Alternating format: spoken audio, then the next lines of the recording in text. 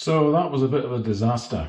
I've made a complete schoolboy error here, but there was nothing in the instructions to even indicate, that I need to be looking at that, because I just didn't take this into account.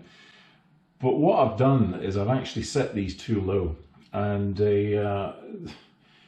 I just couldn't see that at the time when I did it. But effectively, what it is I can't get this pannier high enough above these L pins here before it hits the bottom of the top box. So I reckon I'm probably somewhere in the region of about a ½ an inch out. I'm just too low. I need to move these up ½ an inch, which is pretty annoying actually. Which means that I've got holes, which just weakens it. I haven't decided how I'm going to fix this yet. I don't know whether to plug them, re-fiberglass them, or what. I just don't know. But that's pretty disappointing. But hey, the holes are drilled out, so there's not much more we can do but just get on with it. So dry your eyes, get on with it. So here we go. So look, right, I'm kind of slowly getting over it, but nothing rips my knitting more than drilling holes in the wrong place. And I just completely focused out on how on earth you were going to mount the pannier actually onto the L brackets that were on it. And I have to say, even in my defence, there is nothing in the instructions here that refers to how you should leave that gap. But a top tip here: if you're fitting a W rack with a Snowdonia top box and Dolomite panniers, you want to make sure that these brackets here with these what they call rubber bobbins are no lower than 75 millimeters, and from the bottom of the top box to the top of the L pins, they're 85 millimeters. So that gives you sort of 10 mil of clearance to be able to hook the panniers onto the brackets.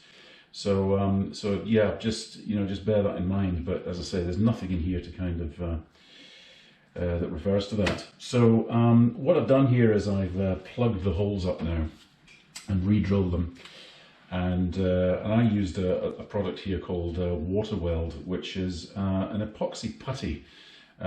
It's like a two-part thing, and you cut a slice off and then you just kind of knead it up, and then just plug the holes up and sand it back a little bit, and then just paint it with some gloss.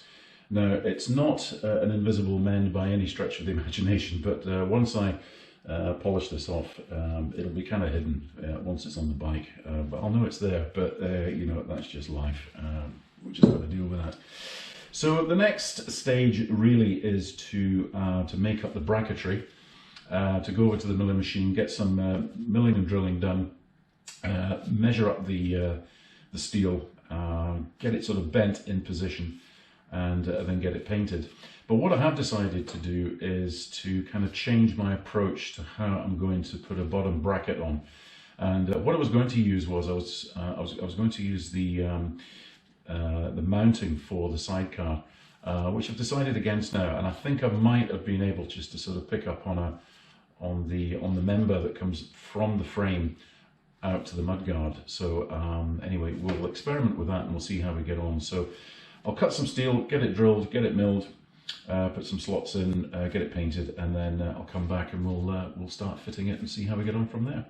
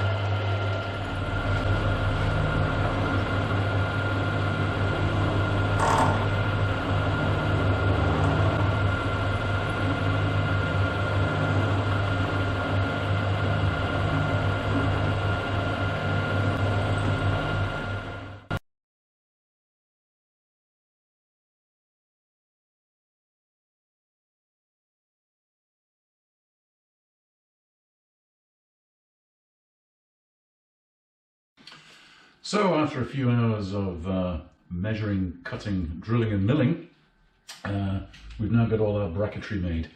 And as you can probably see there, that I've elongated quite a lot of the holes, because it's just going to allow everything just to centralize and to fit correctly.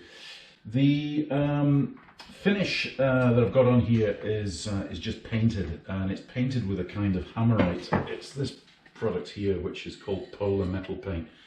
And I gave it 3 coats of that, just sort of roughed up the surface, and then gave it 3 coats. And it's a really nice finish. So so that should be quite durable. The only other thing that we need to consider are these pin locks, and these locks, I've got a press button on them, and this pin actually slots into that and self-locates and locks. And this pin will actually attach to the lower point of the frame that the pannier is going to sit on. Now, Craven only actually supply 2 of these, 1 each side, which I didn't know at the time, to be honest.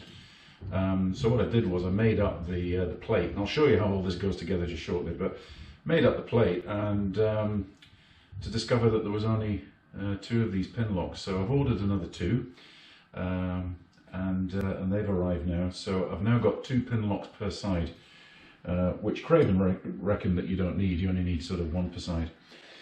So what we need to do is we need to drill some more holes in our panniers in around about this area here. Can't do that until I get everything all set up, and we'll sort of get on and do that. So really the next stage is just to assemble it, which I'm going to share with you, and get everything all centralized, get it set up, and then we can cut our holes for the pin locks. I've also made up some little rubber washers here as well, just to add another degree of waterproof ability to these things. So let's get cracking. We'll get it all fitted and see how it looks. Okay, so let's get started on the installation. Now, the first thing that we need to do here is just remove this larger nut and bolt which connects this member here and also to the back of the frame and the mudguard. So remove that, and then attach this bracket here, which is the drop bracket, which runs down onto this. This is the replacement. This is what I was referring to earlier. What I was going to do is to run a bracket from here across, and to sort of brace it. But I found actually that if this bracket goes on here and attaches to the back of the rack, it's pretty rigid. So I'm quite happy with that. So we'll get that on. It's like everything else at the moment. Everything is just finger tight, because we want to be able to move stuff around and get everything all centralized. So that's the first thing in place. The next thing is to get the pannier in place. Now, what I've already done here is I have put the L pins in here, and I've kind of centralized these up because they're in a fixed position, they're not going to move. And the nuts on the back here, what I've done is I've just backed them off about 2 threads, just to give us a little bit of movement on that. And if we now pop this on, now it's a little bit tricky because I've got to try now and get one of our drop links, as it were.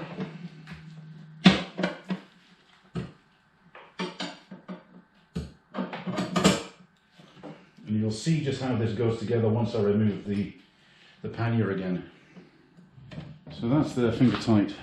So what I would do now is just measure from, you can't quite see this actually, but at the end of the rack to where the L bracket is, about 25 millimeters, about 1 inch. We'll centralize it up.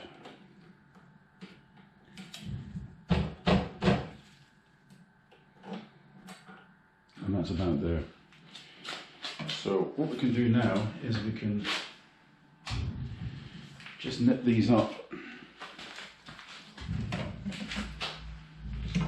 We're going to move these, but we just need to get them in a position where we can take the pannier off.